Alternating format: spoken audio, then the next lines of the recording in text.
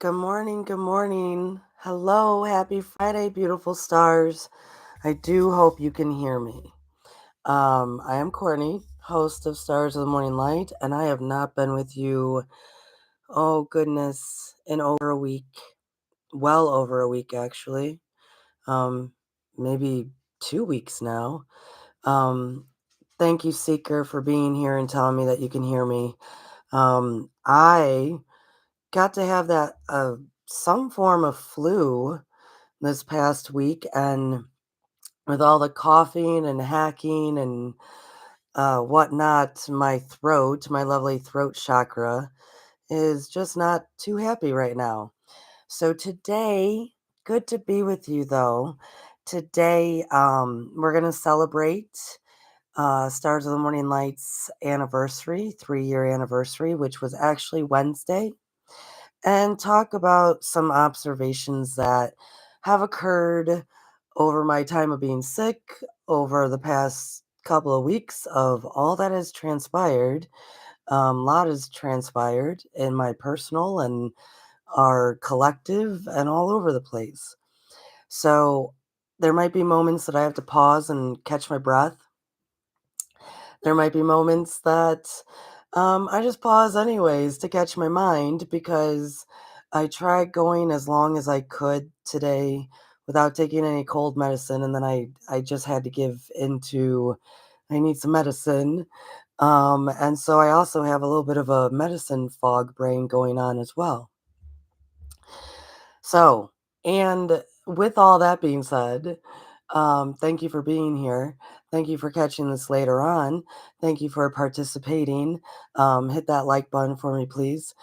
Tonight, I will be live over on Lucky Stone 888, his channel tonight at 8 p.m. Eastern Time. His link channel is in the description. And poor beloved Lucky is gonna probably have to carry a whole lot of that conversation, because definitely by being sick, 8 o'clock has been like my bedtime. So, and I hope my voice can sustain itself. So, join us for that tonight. We are starting the inner voice topic, which might carry into tonight and then next week, especially because I haven't not been able to do the research that I was anticipating because I kind of couldn't even read this past week with all the cold medicine, which, oh, was torture. um, so thank you, all of the subscribers and those here. I am nearing 500. Thank you, thank you. People asked me maybe a couple of months ago now, somebody did ask me, how long have you been doing Stars of the Morning Light? And I do have to say that for me personally, um, it's when I did my first YouTube video, which was November 13th of 2021. So 3 years ago. So yay, 3 years. Lucky three. We love it. Um, I think roughly, there had been a few months, with me building a website and doing events for all the services I provide and things like that, and social media, roughly like 2 or 3 months, kind of a mix of that, of the planning stage and slowly rolling things out. But to really state an anniversary date of all that Stars of the Morning Light is, it is November 13th, and so when I was sick on Wednesday and wasn't able to do Edgar Casey life skills studies, I was very disappointed because it was also the anniversary. Which I believe I will be able to do Edgar next Wednesday, and I will most likely do his biography because it'll just be easier for me to um, uh, give that message as I'm still probably going to be recovering. But Stars of the Morning Light, if you don't know, is like a full metaphysical spiritual resource platform. So there's YouTube here as you are watching and listening and hitting that thumbs up. Thank you.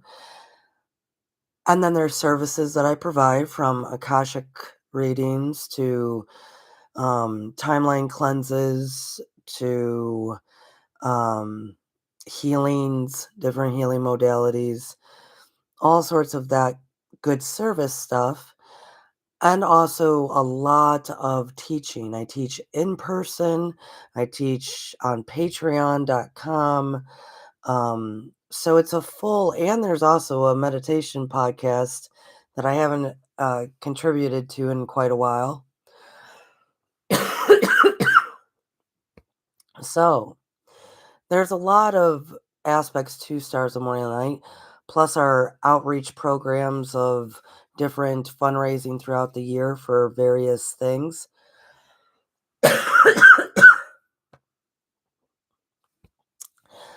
um, and Stars of the Morning Light is the founder of New Earth Energy Market, which is a huge holistic and cultural event every April in the North Georgia, Tennessee, Alabama area.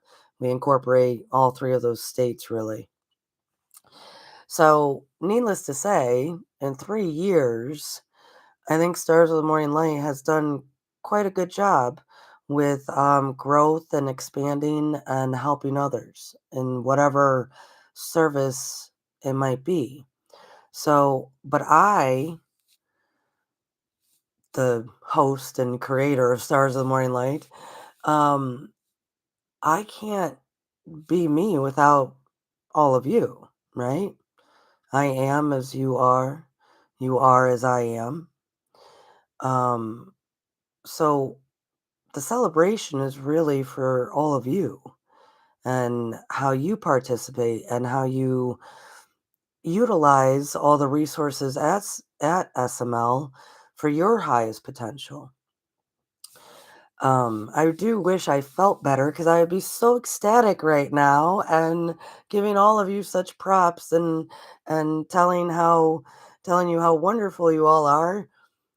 I'm just kind of reserving a lot of my energy.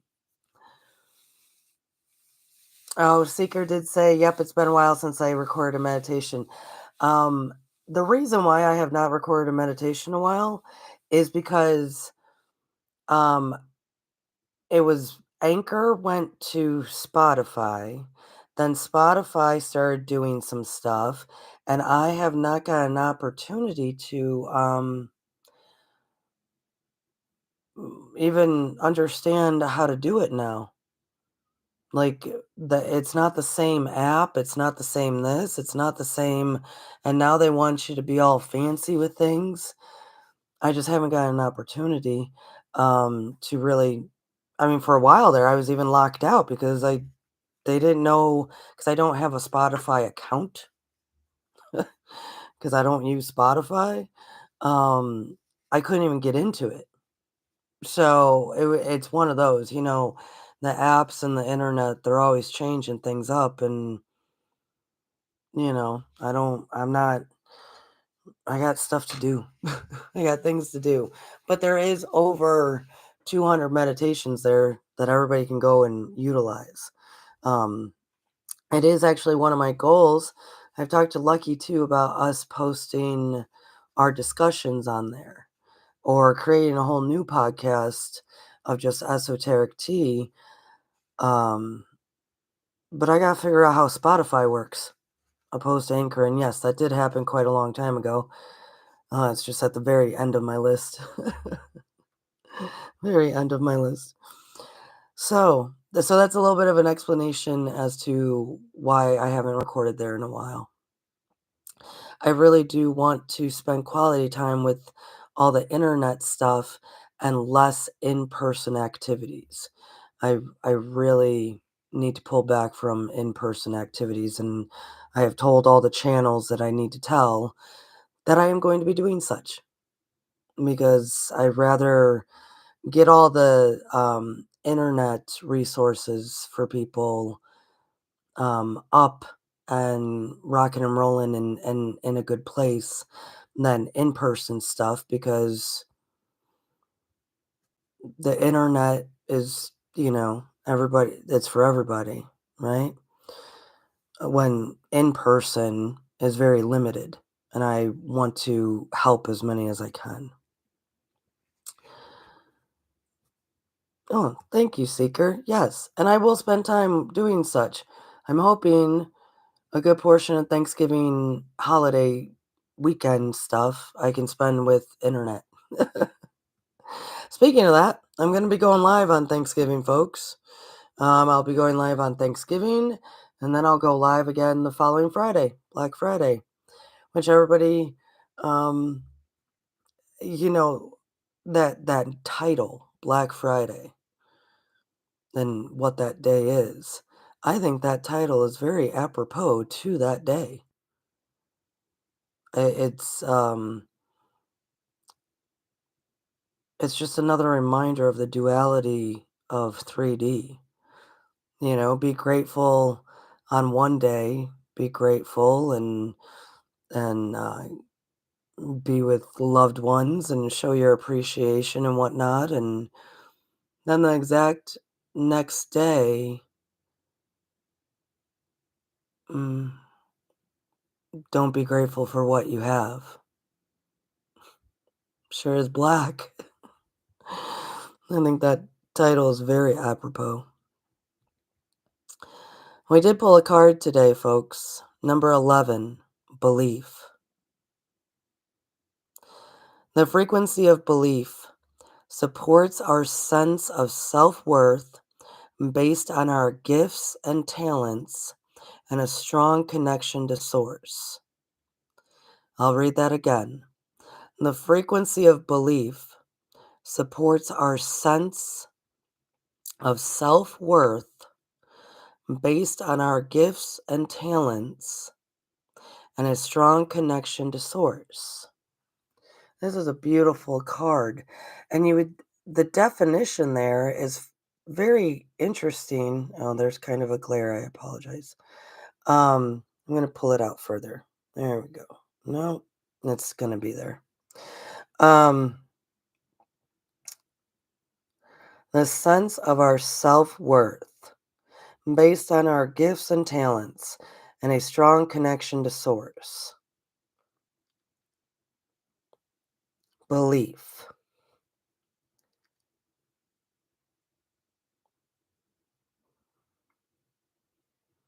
It's an amazing, beautiful card. Look at that star action. Yeah, all you lovely stars. What's interesting is belief was actually one of my observations I don't know, there's been a lot going on, folks.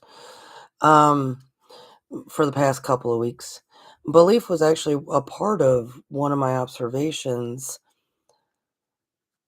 And so, reading that definition of a sense of self worth based on gifts and talents and a strong connection to source, I was on the phone with a family member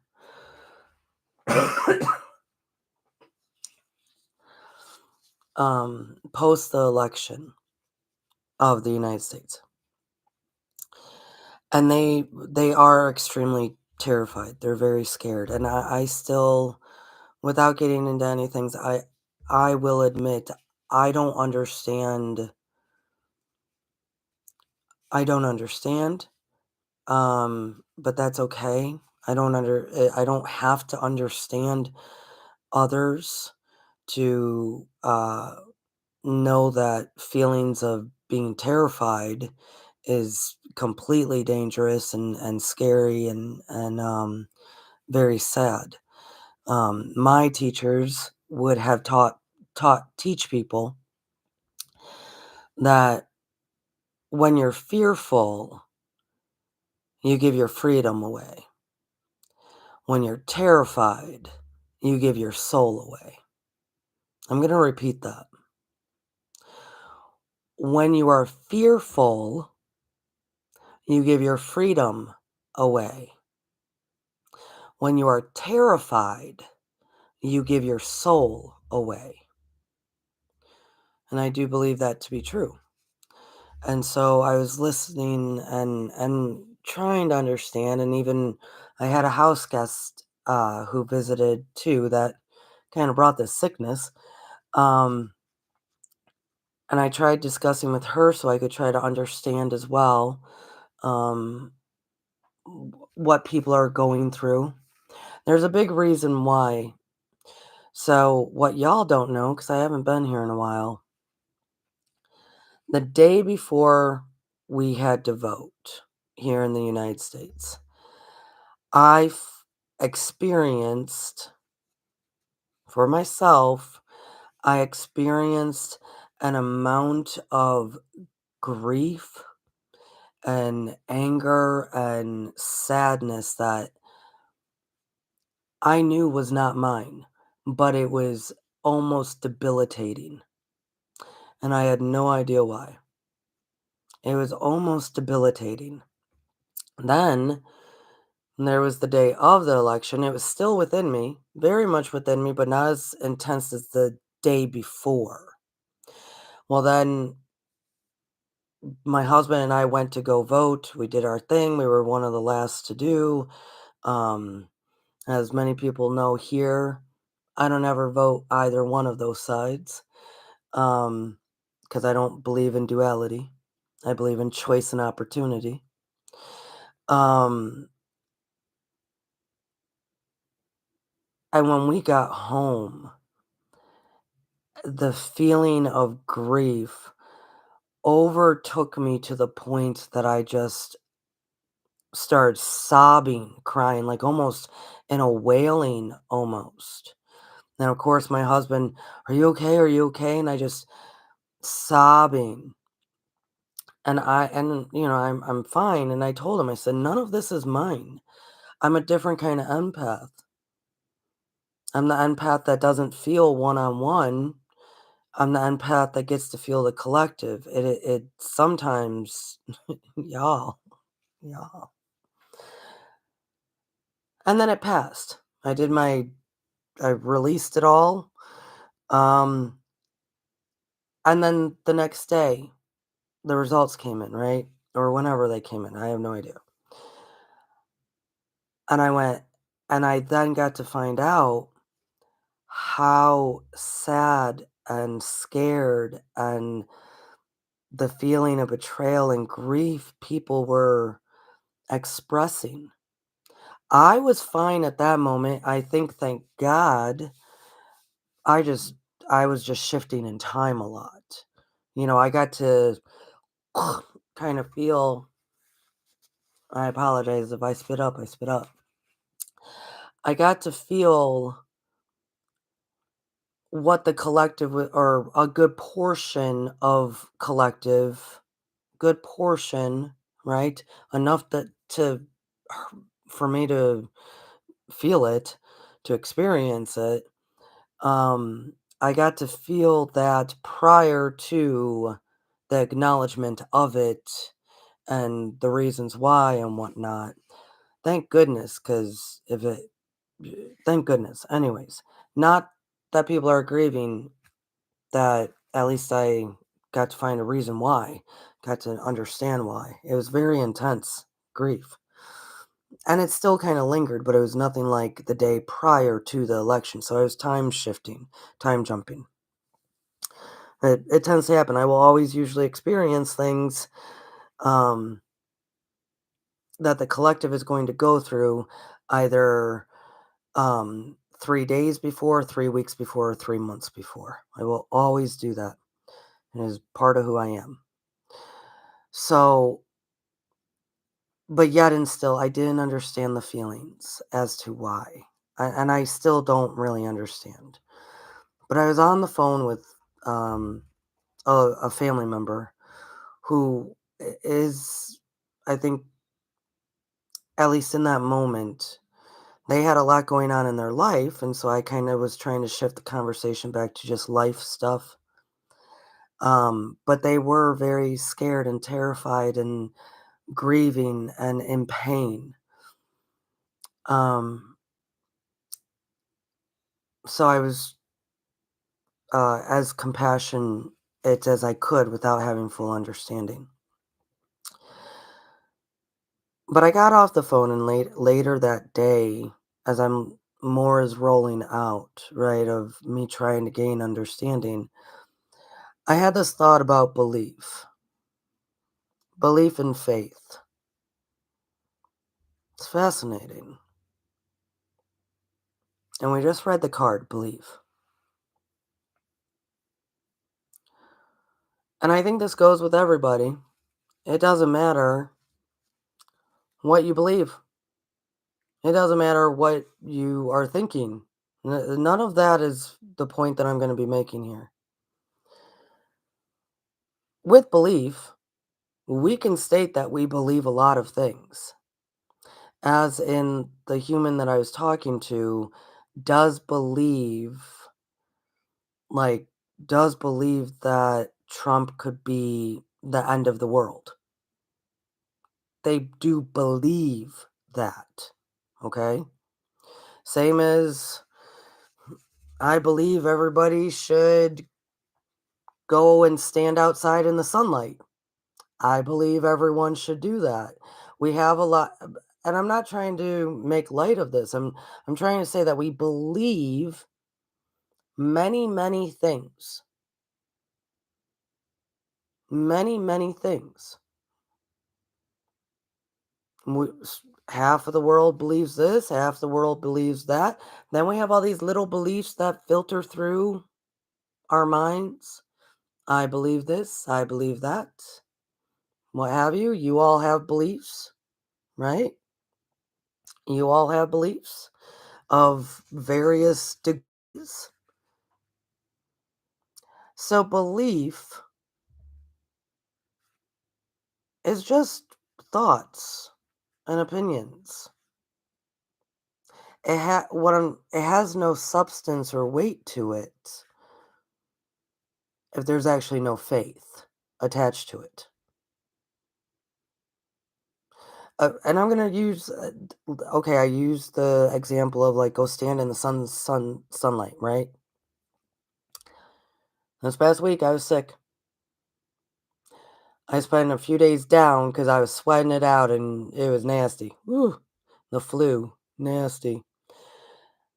And then the moment I had an opportunity and the sun was actually out, I was like, because I believe the sun helps to heal me, right? I believe it does. I then took the actions to go sit out in the sun, put my face all up in it, in the sunlight, because I don't just believe it. I also have faith that that sun is going to heal me way more than any medicine is. Too bad it's been cloudy for the past 3 days. That's th There's a big difference. So you have faith that is just a bu or sorry, you have belief that is just a bunch of ideas. Just a bunch of ideas. But then you have faith that usually propels someone to take action, propels someone to trust, propels someone to participate in that belief.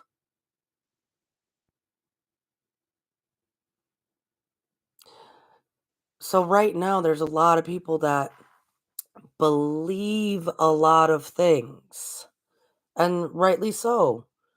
I believe a lot of things, y'all believe a lot of things. The difference is if there's faith attached to it. Faith of action that usually creates action within a human, trust, all of it. So belief is just a lingering thought that has no weight. It has zero weight.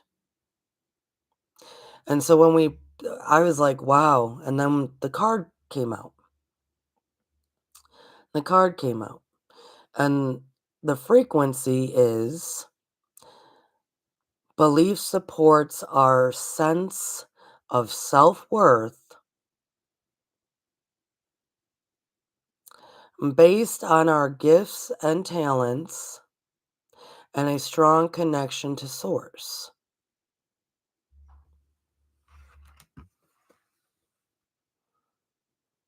Cool. Supports. Belief supports.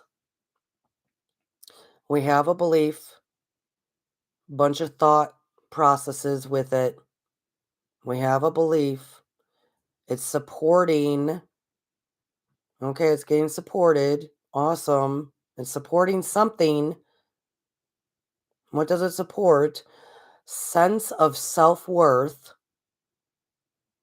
Okay, cool, because I'm a star. I'm a mighty being. I'm a human that's limitless. Awesome. That's what my belief supports based on my gifts and my talents. Cool. Talent is my knowledge, all of my skills. I mean, yeah, okay, got it. And a strong connection to source. Okay, cool. Excellent. Belief. Sense of self worth based on our gifts and talents and a strong connection to source. That supports, it is a supportive thought process. It does not mean much, though, without action. What's the old saying? Faith without action is dead. Hmm.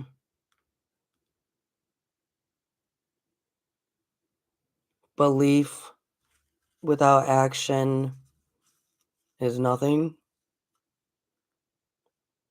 Faith without action is dead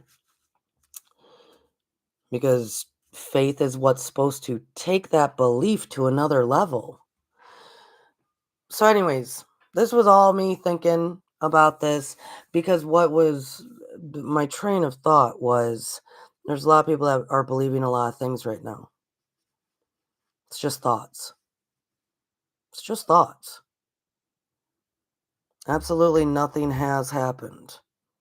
Nothing has happened. But we believe and we project.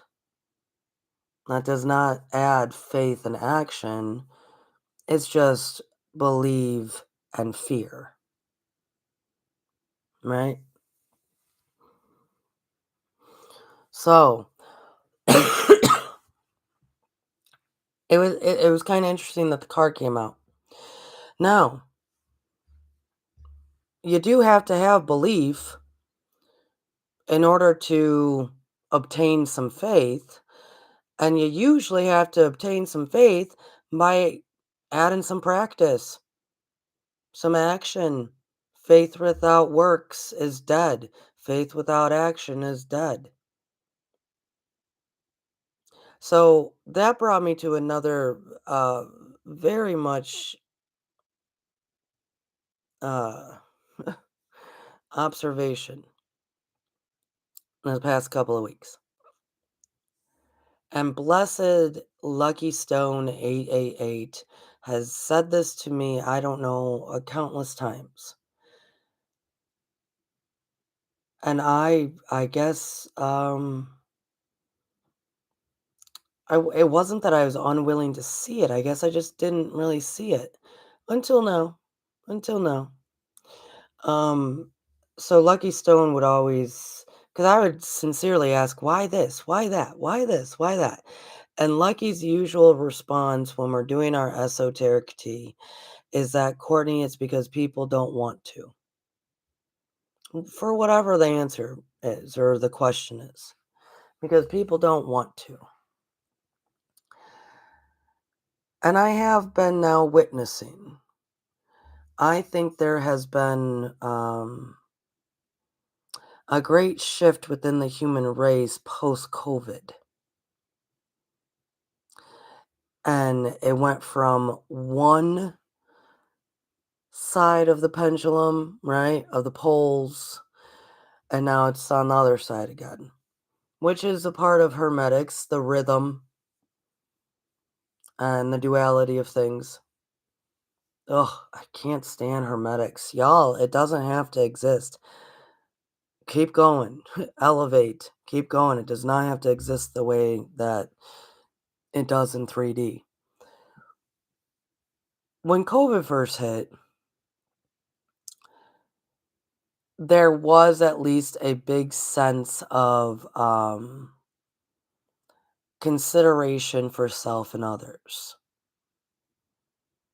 There was this big sense of, and whatever you believed was the right course of action for you and your family, there was at least a sense of consideration. So leading into COVID, what was weird is I went through about 3 weeks prior to that happening, and I didn't even know that was going on. The world seemed to just be very inconsiderate to each other. Very, very inconsiderate. Like, oh my God. I mean, I'd be crying about it because I could just, it was so bad. And then COVID happened. And it seemed to then take what was on one side of a pole and swing it back to, we now do have to understand that our actions affect others and that we live on this planet together and we are actually all more connected than we thought before, right? And so there was this kind of period of time, even though mixed in with grief and confusion and whatnot, a sense of being considerate to others.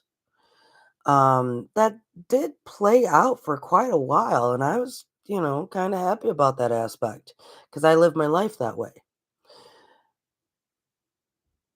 But now, as I've traveled through this earth and seen things and um, did a lot of witnessing and had gained a lot of awareness, especially because I did have a friend visiting who is in full effect 3D, so it was, like, in my house. It was in my house, and then it got me sick, got us sick. Oh my god, y'all can laugh at that, trust me, y'all can laugh at that because 3D was up in my house. Oh my god. So, and then I got the flu, which is so 3D. Anyways. So, I think the pendulum has swung now in the opposite way again. That And I think there was a build to it, and I think but this is a sustaining build, and what I mean by that is I think we've kind of peaked and plateaued a bit in the concept of not being considerate of others again. That for some reason, in the midst of maybe COVID went on too long for people, I have no idea, but in the midst of that, everything turned back into, selfish ideologies, whatever their belief may be, and people operating that way. And what used to be, like, just old general customs of, being considerate of others apparently don't apply anymore. I don't know. This is a very big it seems to be that way, and it might be because some of those old things, old traditions of being considerate of others, don't apply anymore because of different generational aspects. It could be people just don't care. I That's more of the feeling of just people just don't care. I think a lot of people see it as, well, stuff is gonna happen anyways. So what? That's a belief. That's a belief that then turns into actions regardless if there's faith there or not. That's a belief. And then that turns into affecting others, which then starts this whole ball of mess because there's actually not faith towards anything positive within that. I mean, think about that. If your belief is, what does it matter? Because shit's going to happen anyways. What does it matter if I'm a decent person? Because shit's going to happen anyways. And then you live your life according to that. And there is no positive anything within there. It's just doing what you can when you can to get by in life. Maybe that's what did it. I bet you that's what did it.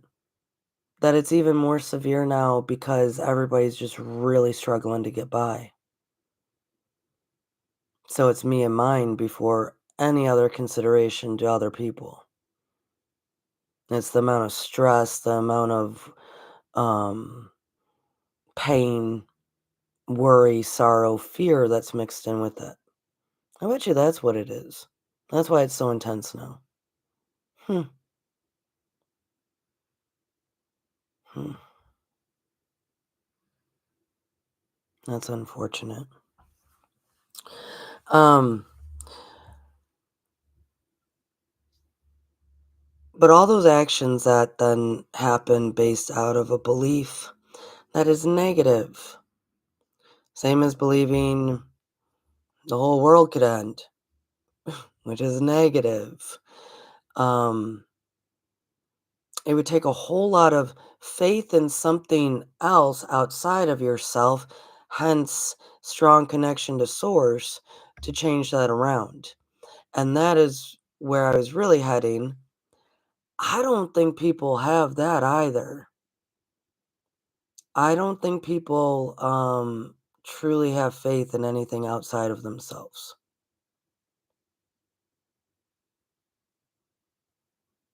I really don't. I really don't. So now we got a bunch of people with a bunch of different beliefs, good, bad, and different, acting and according to those beliefs in their mind without any substance to those beliefs, and then creating chain reactions without knowing and reflecting on how we're all connected. This morning, as I was trying to meditate to heal, I don't know if I healed all that great, but I was meditating. um, in the meditation, though, I was like, oh, yeah, I used all my I am statements to repeat over and over again. I am healthy. I am healthy. I am healthy. So therefore I am. Um, in my meditation, though, I don't know if you guys have this trick, and I am switching gears a little bit, but it will also be apropos to all of this message. Happy anniversary to Stars of the Morning Light. Cheers. Glad you're all here. Thank you, Seeker, for holding down the fort there, lady.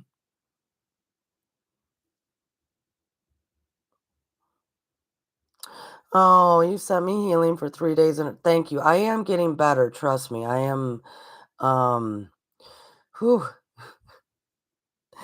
it was a doozy. It was a lot. Um, I am getting better, so thank you. I appreciate it. I really do. Um, this morning in my meditation, and if y'all haven't done this, I suggest doing it.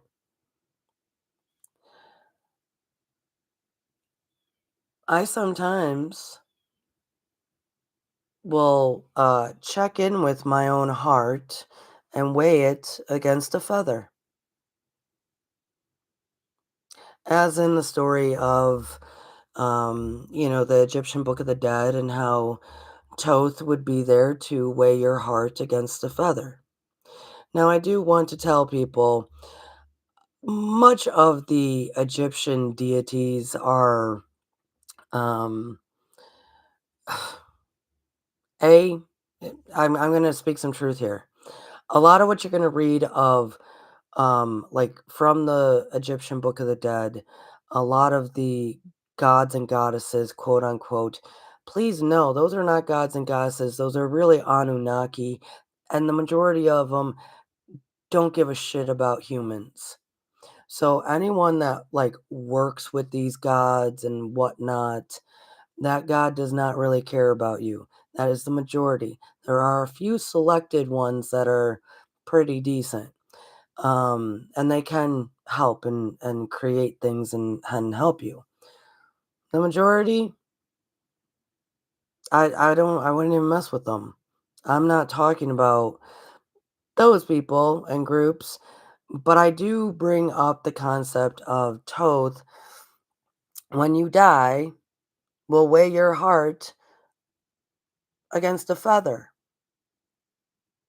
So I periodically check in a meditation. I've done this for a very long time. Once I learned about that, which was many moons ago, I was like, "Damn, I should see where I am with that one." And yeah, I will tell you, the feather wins every time. So, uh, but it's good to check in with myself and see where I'm at with it. Now, what I will tell you is usually all the time that represents where's your heart in acceptance and forgiveness versus the weight of a feather. Where are you with acceptance and forgiveness?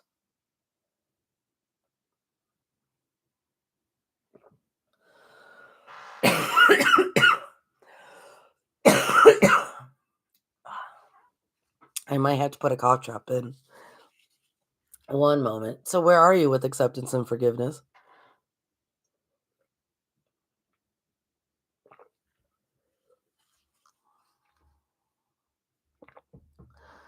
Which, by the way, when I was on the phone with that family member who was very terrified, at some point I was like, well, it is what it is. Let's talk about what's happening in your real life, like in your personal life that does need to be addressed. And I was like, it is what it is. And then they were offended that I said that. Which I, okay. Um, when I say it is what it is because I can get to acceptance in a heartbeat. I can get to acceptance in a heartbeat. It is. It is. And I can get to forgiveness in a heartbeat now too. But I got like over 20 years of working on how to do that. So when I said that they got offended and hurt and I didn't realize that would be hurtful, I didn't apologize for it, but I didn't realize a lot of people can't get to acceptance. There's a whole rhyme and reason to this conversation. I don't know how well I'm going to be connecting the dots because I am sick, but there is a reason. So, in a meditation, and you can have Toth in front of you, if not, it don't matter. Imagine your heart and what it represents. But I picture my heart and what all is going on with my heart against a feather. And then I sit there with that and realize, and I'm always like, I mean, the feather wins every time, folks. My heart is never not heavier than a feather for some reason. So when I do it though in the meditation, I'll ask why. Like, why is my heart so heavy? Do I is there something that I need to accept and forgive? Like, is there anything? Because as the main lesson in that story, but your heart can be heavy for multiple reasons. So this morning when I was doing it, my heart was heavy. Well, it was more heavier than a feather. Not as heavy as it has been in other times in life, but it was heavier than a feather that I went, "Okay, so what's going on with my heart?"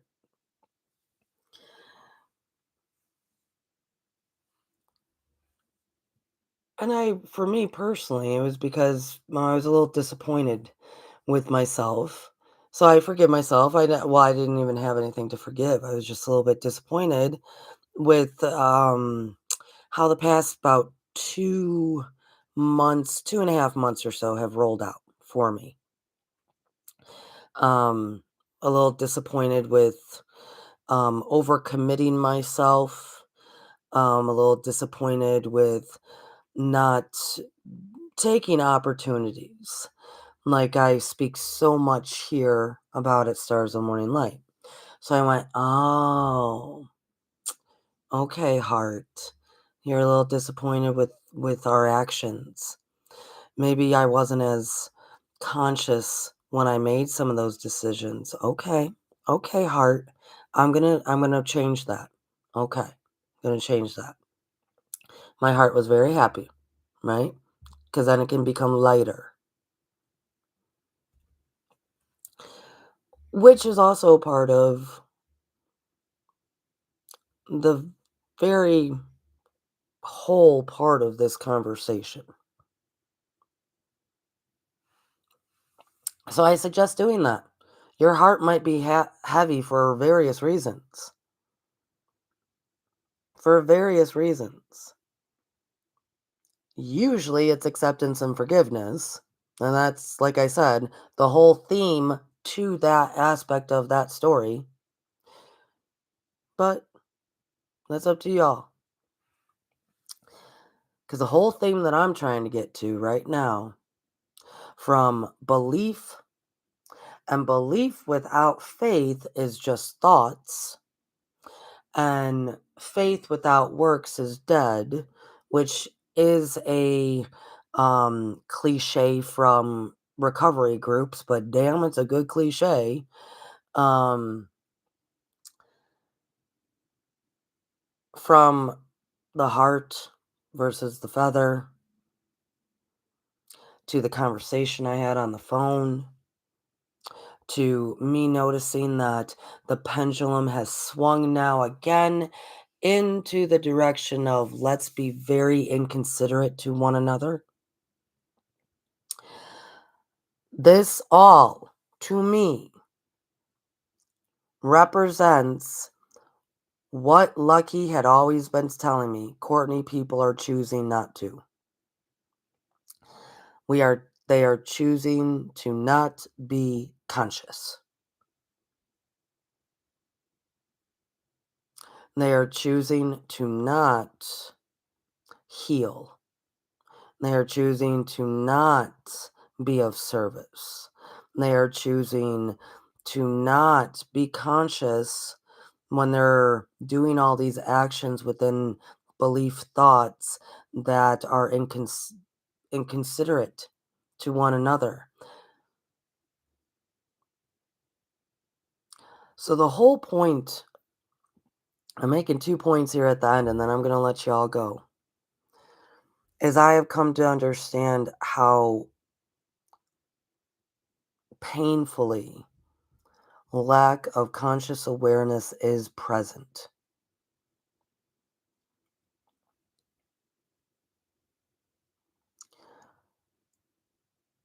And that goes for a lot of us. When I weighed my heart this morning, and I went, "Oh, okay, you're disappointed because in the past at least 2.5 months, you did a whole lot of stuff that you didn't want to do. You overcommitted yourself for stuff that's not even yours. Like there was a lot of stuff going on." And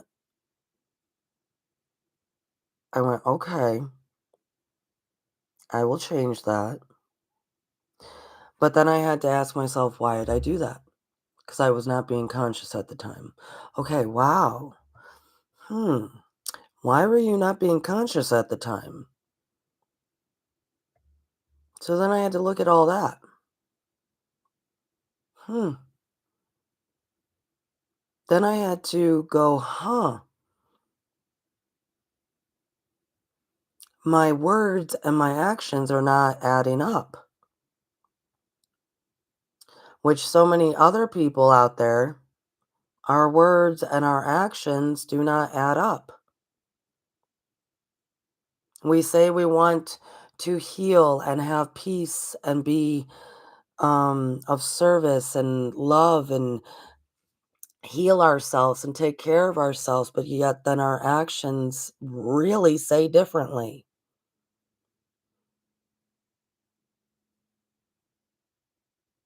That's across the board, folks. I just did it for 2.5 months and I'm knocking it off. That goes across the board. I don't care what level of consciousness people think they're at. Our words and our actions have not been adding up. It's clear when you just look at yourself and look at everybody else. For whatever reason, there's been too many distractions. The energy the energies were influencing us in whatever way. Whatever the reason, it's not to beat yourself up. Forgive yourself, whatever you gotta do, is to acknowledge that the majority across the board, our words and our actions have not been lining up. And is it because we have a lot of beliefs, but we lack all the faith? Belief tells us that we have a sense of self worth based on our gifts and talents with a strong connection to source. Awesome. That's the frequency of belief. Excellent. Good. But then why do our actions contradict the sense of self worth? Why do our actions contradict all sorts of things? Is it the lack of faith? Is it the lack of what does it matter? Right? Everybody's got that kind of mentality, it seems. What does it matter? Which is still very low consciousness, the lack of consciousness. So it's not just being inconsiderate to others because we're just going along and going along and going along and we're just not paying attention. It's even when we're aware of what we do and then choosing not to fix it. It's fascinating. Then that's still choosing to have a lack of consciousness, awareness. Still choosing to have a lack thereof. I know a ton of people that their beliefs tell them a whole lot of things. I know a whole lot of people that view themselves in a whole lot of ways. I know a whole lot of people that quote unquote know better,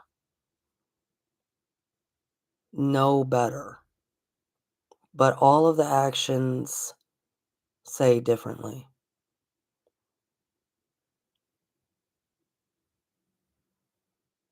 Hmm.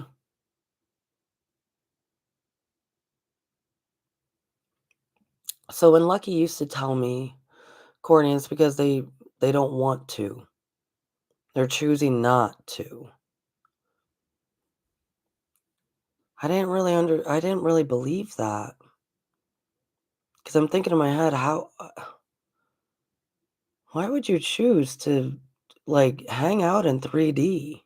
Why would you choose pain and suffering? Why would you choose these things? Why would you choose actually a lack of self-worth? Why would you choose all this stuff? And it is lack of consciousness. Because why I say lack of consciousness is because it's a lack of awareness via practicing and experiencing the difference. So let's say healing, healing, and not just physical healing, like a whole lot of mental healing, right? Healing. There's a whole lot of people that I know I need to. I know I need to, right? You'll hear it constantly. I know I need to. And then they'll give whatever millions of excuses as to why they can't go to counseling, can't meditate, can't do this, can't do that. Like so many excuses as to why they can't heal. Hence making the choice not to. Is because they don't know. They don't know the benefits. They haven't even remotely begun to actually heal and experience life that's different. This goes for everyone who is seeking peace, anyone who's seeking joy, anyone who is seeking contentment, anyone who is seeking abundance of financial gain, anyone who is seeking love, anyone who is seeking enlightenment, anyone who is seeking anything,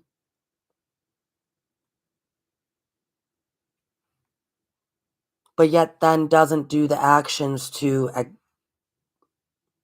accept and be open to receiving it, right? It goes for everybody across the board, everybody. So for me, that's still a lack of consciousness. That's still low ground level consciousness, regardless of how intelligent someone is, about how much they know about levels of consciousness and frequencies. It still does not mean anything until they put all of their information into practice. Knowledge plus experience equals understanding.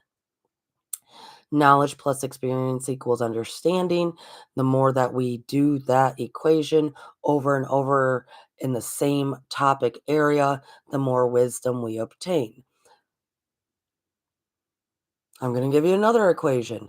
Acceptance plus forgiveness equals compassion. Acceptance plus forgiveness equals compassion. The more we do that, the more we can have compassion for ourselves and others.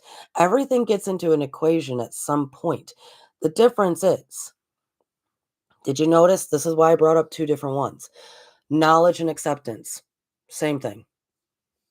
Usually with acceptance, you need a whole lot of logic to kind of get there, right? And you need some information, knowledge. Experience and forgiveness. Forgiveness is actually the practice. It's there are acts in forgiveness, mental and physical, emotional, right? There's actions that we do. Experience. Experience that knowledge. Ha- Practice forgiveness from that acceptance. And then you get your little answer, compassion, your little answer, understanding. The reason I'm bringing that up is because however you need to see it, that second, that plus, that is an action. It's an action.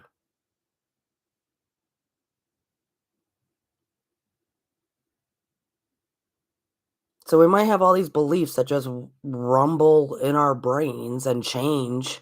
Change beliefs can change. It's great. That's the point. It's great. And then beliefs can be proven wrong as well. Like I believe it's probably going to rain today, when I can guarantee you it's probably not. You see what I'm saying? Like beliefs are just thoughts. Beliefs can change. Beliefs this and that. Belief has nothing to do with obtaining anything unless there's faith with action there. There's no results. Same with lack of consciousness, because if it's only knowledge, because our actions and our words are still contradicting each other, and we're not practicing compassion towards self and others, we're not seeing the opportunities that this life has to offer and grabbing hold of them, we're not participating and adding faith to that belief, if we are not doing any kind of action and we're only trying to sustain support ourselves through knowledge,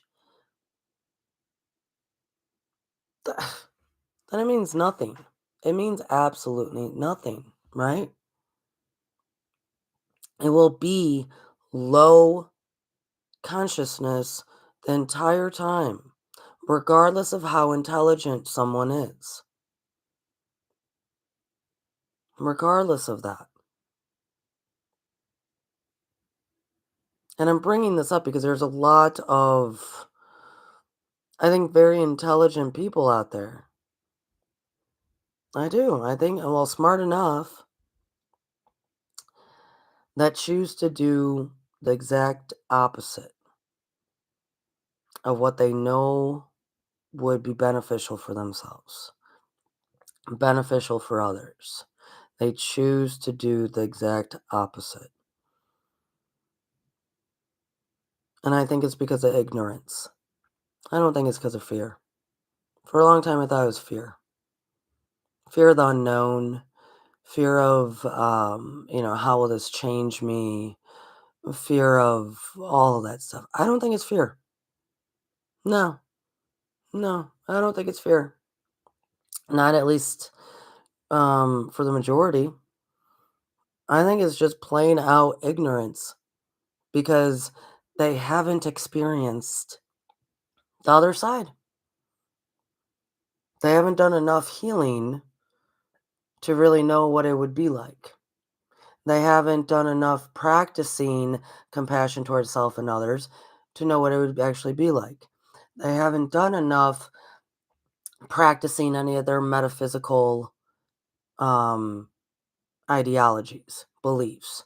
They haven't done enough of those to know what it'd be like.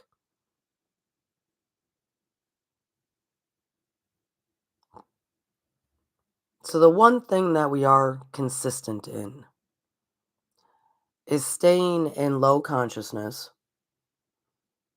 The one thing that we are consistent is that choosing so, and then choosing to be hypocrites, that our words and our actions don't line up. That's, yeah, yeah. I mean, what we're choosing often, right? And this goes across the board. This is not to make anybody feel bad. It's to say, hey,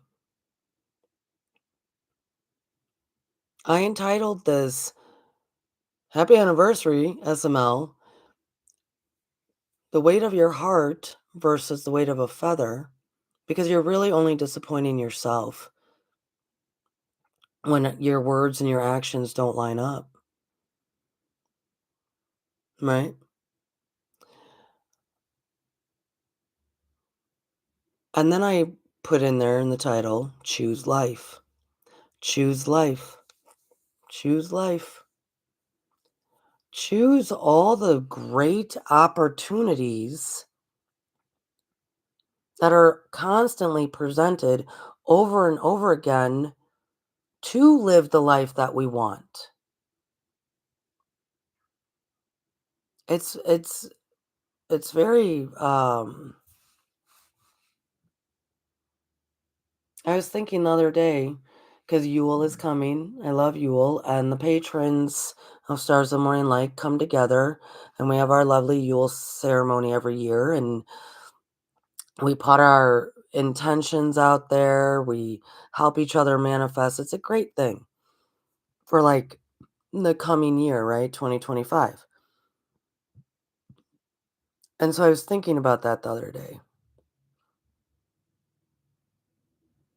And I was thinking about how so many of us, and this is not just about the patrons, it's just people. so many of us, we just we limit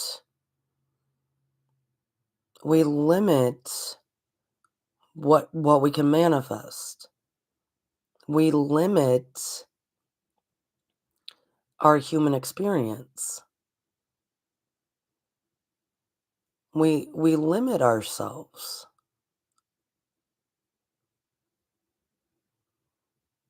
based on whatever belief belief structure we tell ourselves.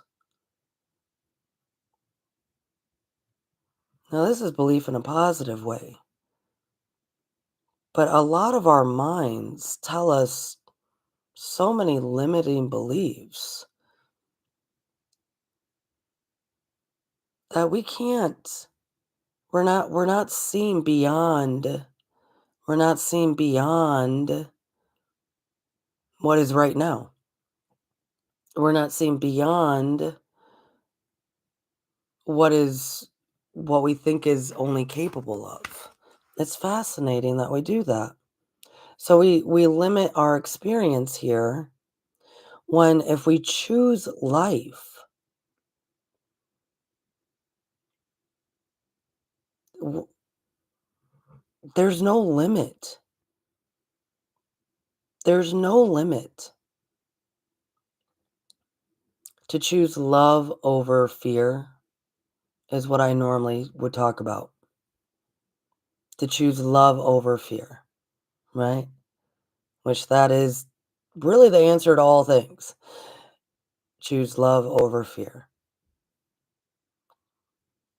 Notice how every single, every single situation, conversation, circumstance, action, everything, every single thing in life is an opportunity to practice compassion for self and others.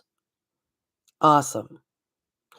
Everything is an opportunity to choose love over fear. But here's the trick, folks.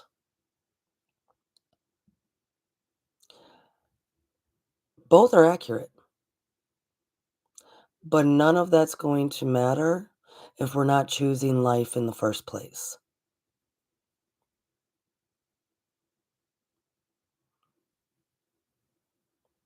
And some people might now say, what does she mean by that? How do you choose life? I am alive. I mean, I was born, I'm just going through the motions. I'm very inconsiderate because these going through the motions are very hard on me, right? What does she mean, choose life?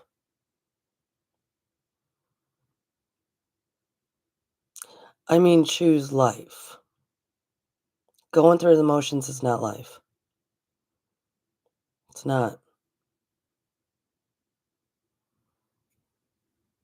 Whatever stress and worry and fears you have, that's not actually life. People will say that's the human experiences. Yes, in lack of conscious awareness. And lack of conscious awareness is where you're going to get all of those explanations giving credence and credit to horrible stuff. Horrible stuff. That's the human experiences, the human transitions, the human lessons, da da da da da. Horrible stuff due to lack of conscious awareness, due to failing beliefs that we tell ourselves, limiting ones, due to really, when you look at the huge, big thing of it, we're not choosing life. We're not choosing the grand scale of how awesome life can completely be.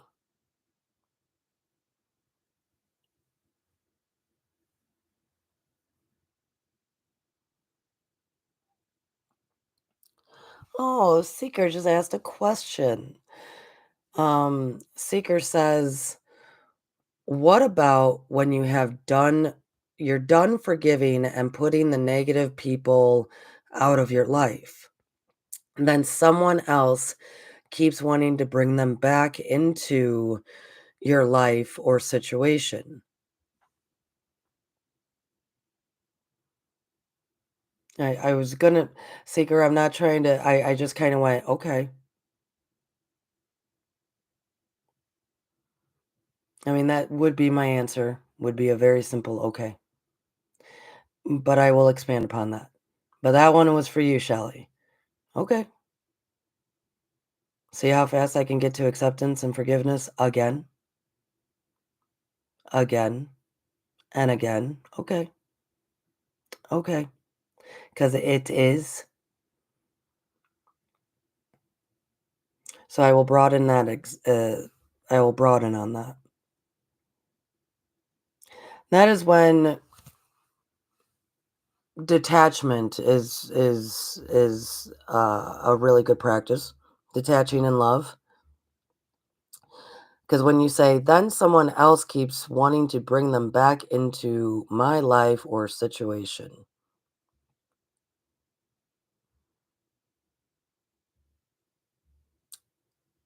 You must be very attached to your life. Does that make sense?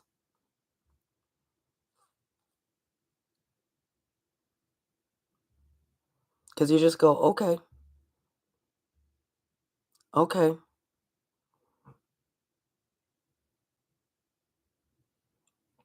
our life. Okay, yes, our life.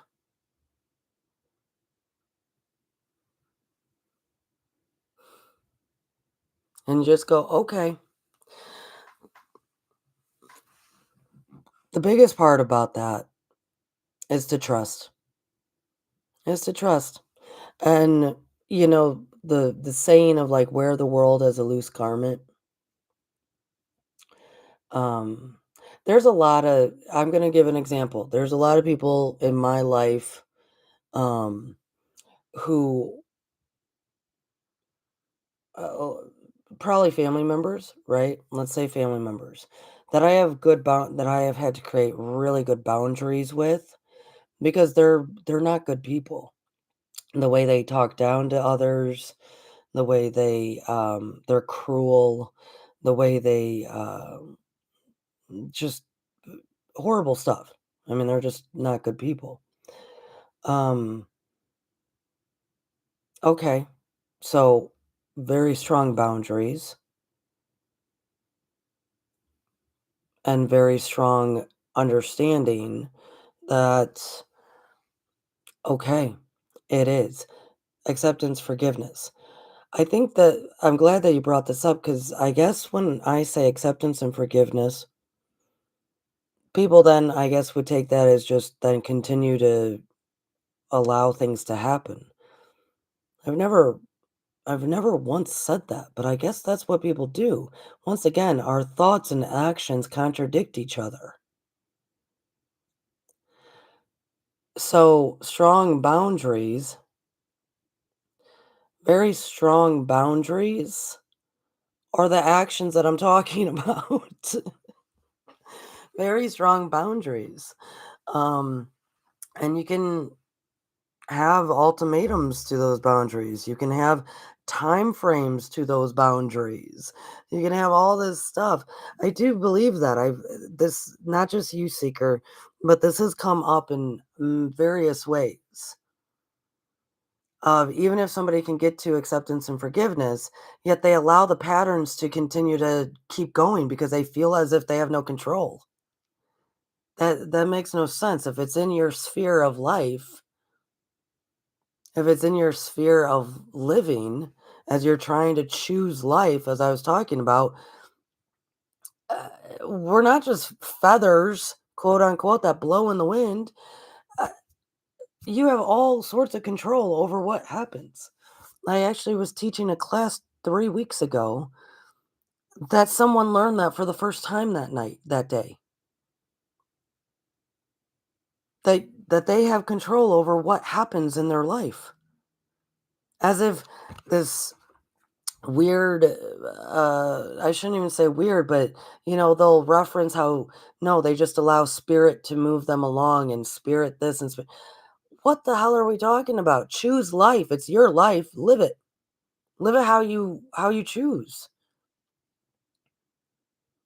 So if you don't want these old habits, break them. If you don't want somebody around, put up boundaries. Probably need to have some time frames. If you don't want um uh, people associating, then don't have them, right?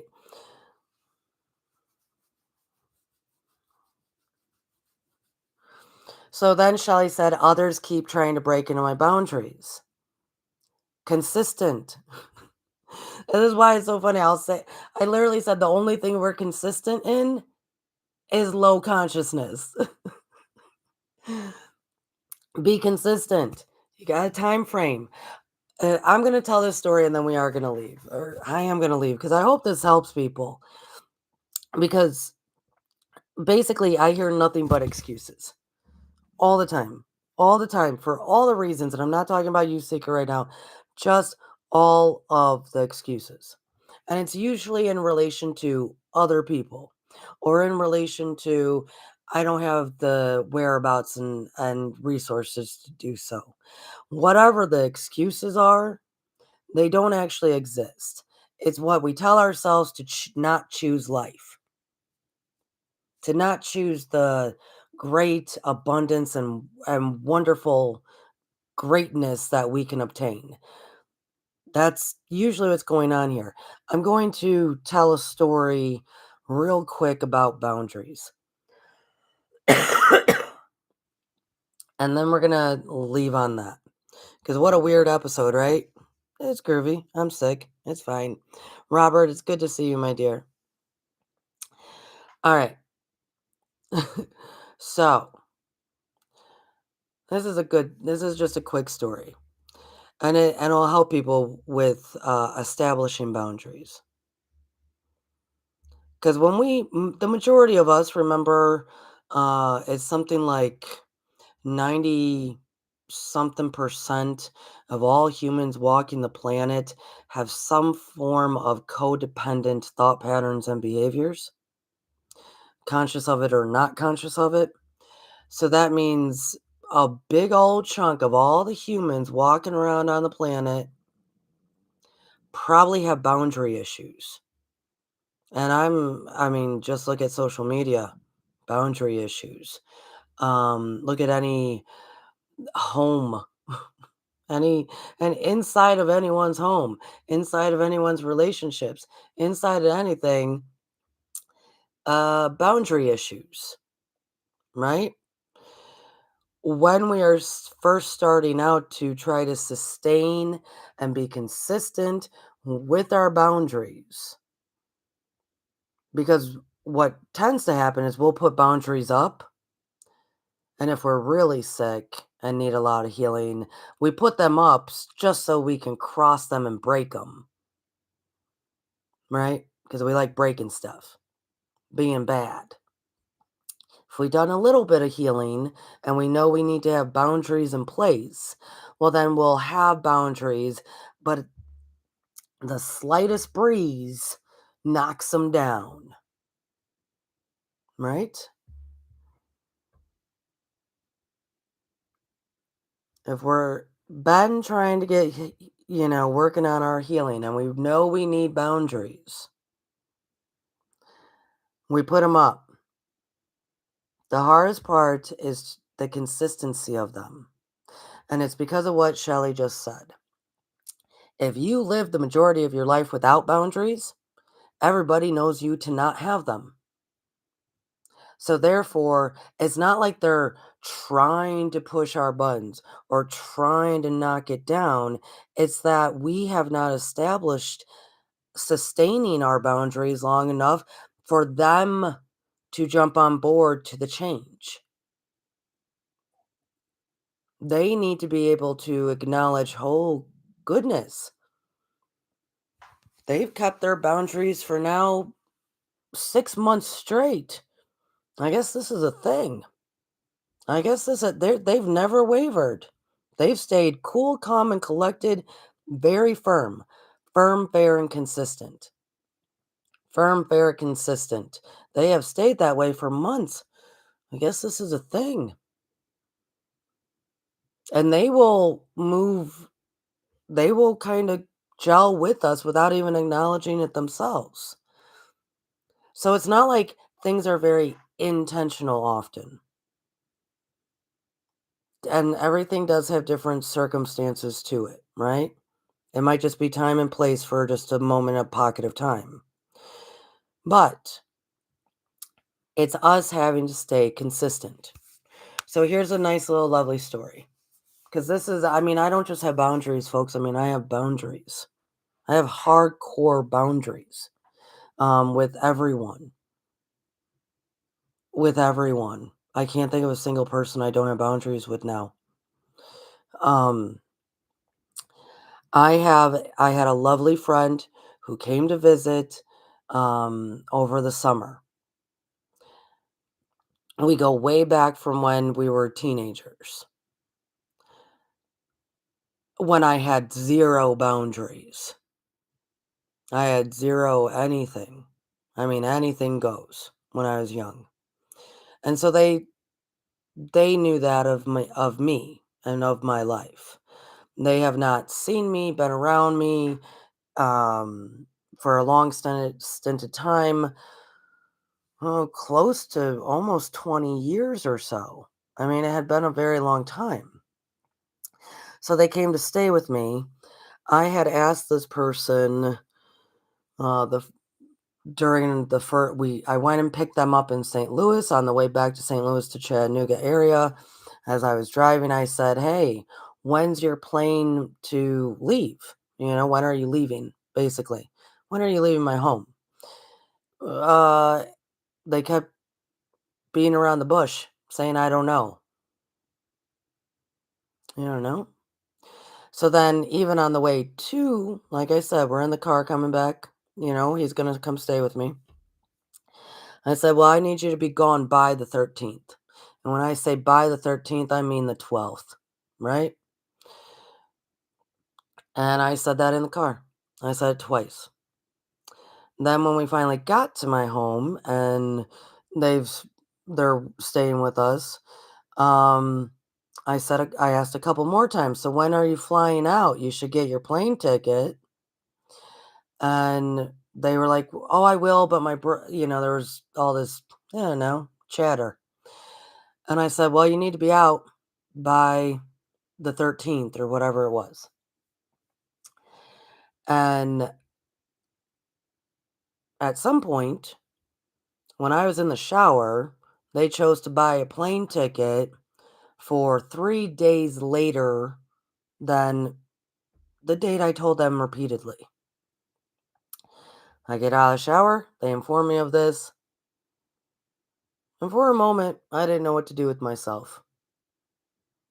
I didn't know what to do with myself because who does not listen to me when I say this is the date? Like, I have other things happening in life. So, to make a long story short, um, I didn't care where they went. I actually dropped them down. I dropped them off to a hotel room in Chattanooga for those last 3 remaining nights that they chose to get a plane ticket for, you know, 3 days later than my due date. I don't care. That was my boundary. They messed up, so therefore they have to get out of my house and they have to spend a lot of extra money staying in a hotel because my boundary is my boundary, right? There's not going to be any playing on my sympathy, playing on my this, playing on my that. None of that. I was clear over and over again. I said by the 13th, and they chose to, I think, fly out on like the 16th or the 15th or something. No, not going to happen. So, what I mean by this, though, I know. that he did not expect me to do that. He was expecting for me to just have my boundaries cross and me to fold because he knew me when I had no boundaries. He was not expecting that at all. And I think when I made it very clear, well, you got to find out where you're going to stay then because you ain't staying here. I told you when you're gone. Whoa, threw him for a loop because he doesn't have any boundaries, right? Most people don't. Threw him for a loop. And there was no me coming back. There was no, I was standing firm. It was my boundary, right? I had stated very clearly. What I mean by that is that those in our lives, give them time to catch up. Give them time to realize. Now, he does not live with me. He has moved on with his life. That was not a matter of give them time. It's an example of I'm firm with what I say. I do as I say, right? Consistency, consistency, so everyone can start acknowledging that this is real. And that's how we really can establish great boundaries is don't fall. Don't fumble. Don't go back on them. No matter what people say, do, feel, because if we do it that way, we're never going to establish them in the first place. And then we're going to feel like the victim. Oh, they do this to me. They do this to me. When it's really, we're not standing firm and giving them the time and space to catch up to how firm we are. I'm not a victim, and neither was he, because my boundaries were very clear. That's how we do that. That is how we do that. But that's just that's for y'all to figure out. That's for y'all to figure out.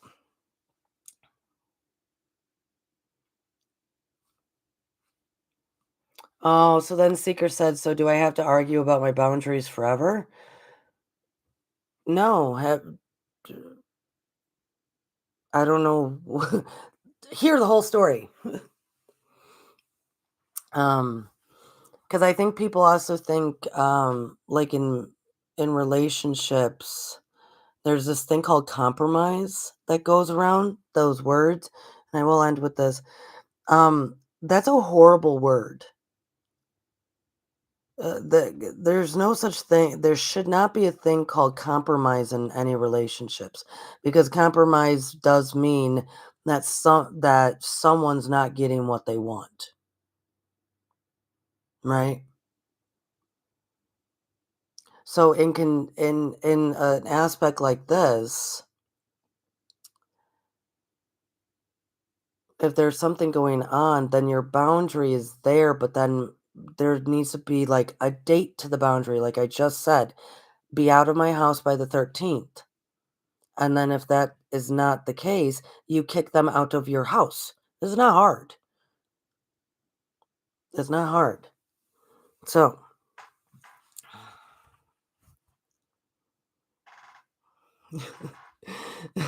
Seeker just says, I guess, she said, oh, let me tell you, I'm firm. I guess I just have to wait and feel like a bitch till he gets it. Um,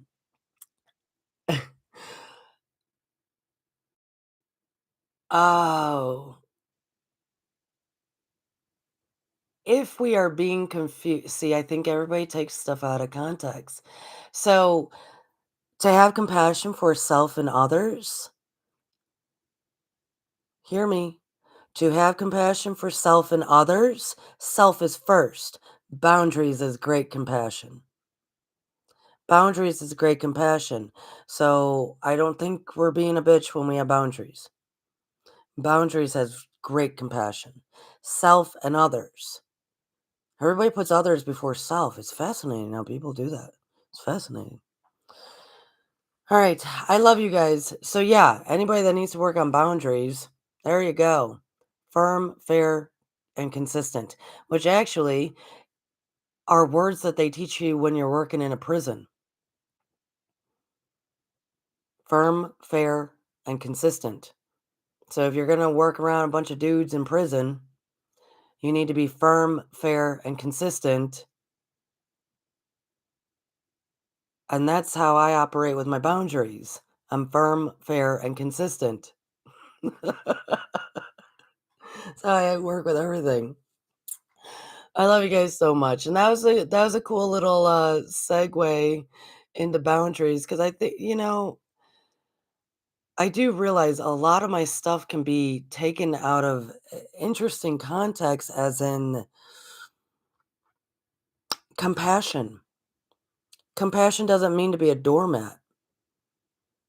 Also, when we talk about being like a neutral observer, also doesn't mean to be a doormat.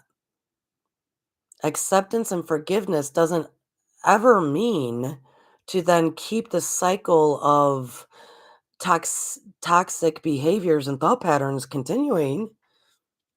That's not what it's there for.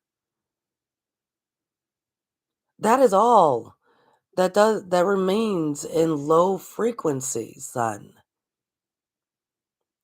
That means that we're choosing to not live life. We're choosing to live sick thought patterns and behaviors. That's wild, man. That's wild. So none of that stuff, acceptance and forgiveness does not equal staying in the same behaviors. Compassion for self and others does not equal being a doormat.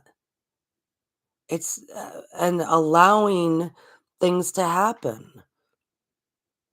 Those who are just they allow spirit, quote unquote, to roll the dice for everything that they do. Okay. Okay. Okay, sure. Because what was the point of giving you a life in the first place? Sincerely.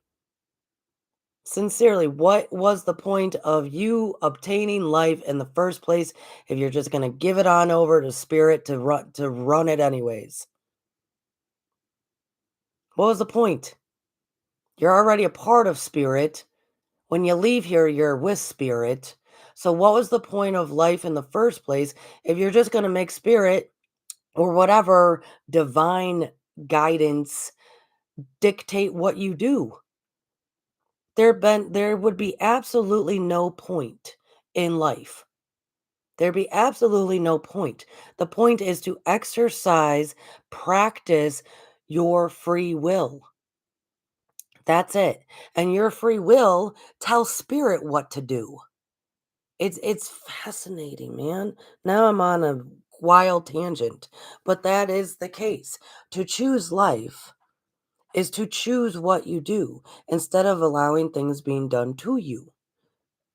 To identify your beliefs, mix it with faith action, to truly have conscious awareness and not lack thereof, to hold your heart up against a feather and see how heavy your heart is.